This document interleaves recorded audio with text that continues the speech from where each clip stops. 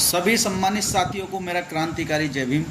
साथियों, मैं रोहित कुमार गौतम, भीम आर्मी पूर्व जिला अध्यक्ष, वर्तमान में मेरठ मंडल उपाध्यक्ष। साथियों, ये जो बहुजन महापंचायत है, इसमें सभी लोग ज़्यादा से ज़्यादा संख्या में पहुँचें और ये जो लड़ाई है, ये मान सम्मान स्वाभिमान की लड़ाई है और मान सम्मान स्वाभिमान की लड़ाई में निमंत्रण नहीं भेजे जाते। साथियों, बाबा साहब से संसद में किसी ने पूछा कि जी आप ये बताइए, आप हमेशा अपने समाज के लिए लड़ते हैं, तो आप बताइए आप समाज के साथ हैं या देश के साथ हैं। तो बाबा साहब ने कहा, यदि देश की लड़ाई की बात आए तो सबसे पहले मैं देश के साथ खड़ा हूँ।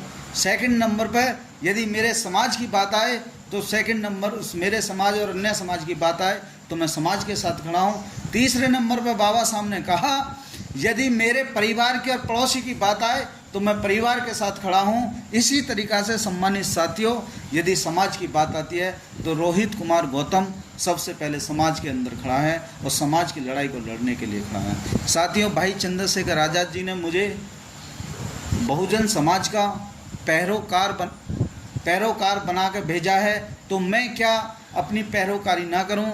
सम्मानित साथियों, आज से करीबन 1-2 महीना पहले हमारे लोगों को अपमानित करके उन्हें उतार दिया जाता है, उनकी बारात को नहीं चढ़ने दिया जाता, तो सबसे पहले यदि खड़ा मिलता है तो वहाँ रोहित कुमार गौतम खड़ा मिलता है। सम्मानित साथियों, दोबारा घटना जब हमारी बहनों को उनके घर के आगे वो बैठी और उन्होंने तेज़ गति से गाड़ी जाने के लिए विरोध किया तो उनके ऊपर गाड़ी चढ़ा दी गई।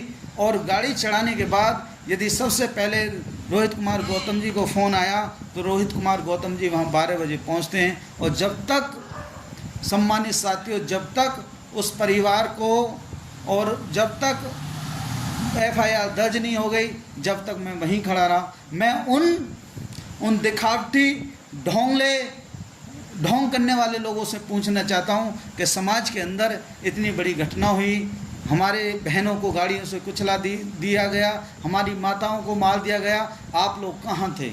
क्या भाई चंद्रशेखर आज़ाद जी ने समाज के साथ खड़े होने के लिए मना किया है? क्या भाई चंद्रशेखर आज़ाद जी ने ये मना किया है कि आप पहले समाज के साथ मत खड़े हो, पहले पार्टी के साथ खड़े हो? क्या मैंने पार्टी के विरुद्ध में या पार्टी के अपेक्ष में कोई बात कही हो तो मुझे बता दिया जाए।